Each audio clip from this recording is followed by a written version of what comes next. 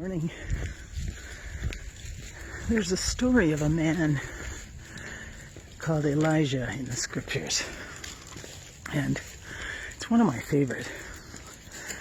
He wants to hear the voice of God. He wants to speak to God, but more than that, he wants to listen. So he pulls himself away from his regular life and he heads to the caves that surround his home. And he finds a cave, and he bunks down in there, and he's ready to wait as long as it takes. And the story goes like this. The story tells us that as Elijah is waiting to hear the voice of God, there is a massive earthquake, shakes the ground completely. Huge boulders rolling down the mountain on either side of the cave mouth where Elijah is, where he's waiting. And Elijah waits and knows that God is not in the earthquake. Then there is a huge fire burning the sagebrush and the trees below Elijah and up onto the slope of the mountain where his cave is.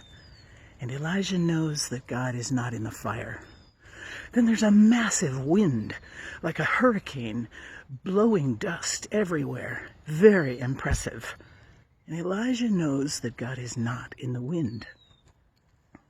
Elijah goes back into the cave, and in the early hours of the next morning comes to the mouth of it and waits again.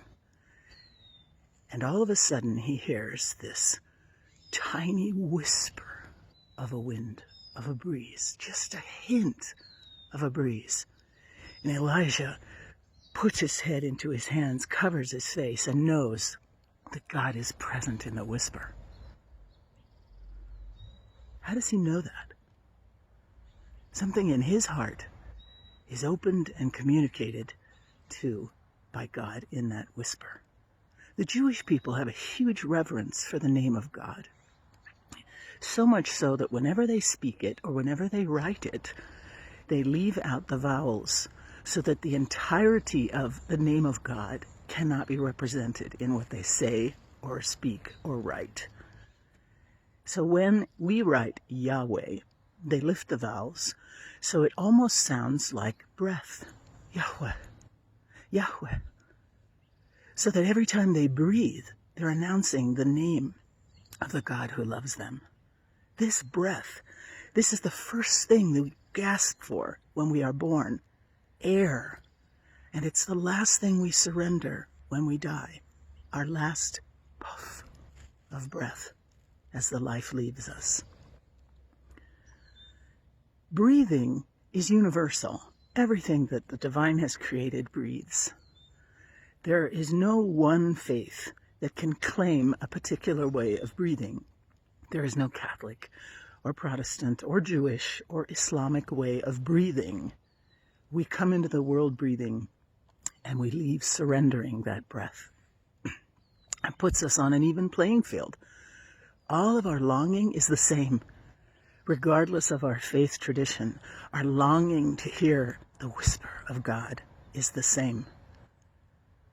And when we wish to hear God speak more clearly, I think Elijah's example is terrific for us. Pull away from what is normal. Pull away from the busyness of our lives. Go to a quiet place so that you can hear the whisper of God. Because God is not going to be like the great Oz, hiding behind a curtain with an announcement of trumpets answering your questions.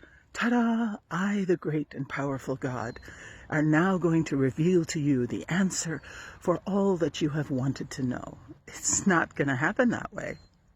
We know because holy people before us have only had to listen for the whisper. So there won't be a dramatic thunderclap. So don't feel like you really haven't heard God if there hasn't been a dramatic announcement. What you know in your heart, what you feel like Elijah did, will cause you to place your hand over your eyes and lay your face into your hands. God is present in the most subtle, in the most gentle, in the most unassuming ways. And I guess then our next prayer is, May our ears be tuned to hear that whisper of God.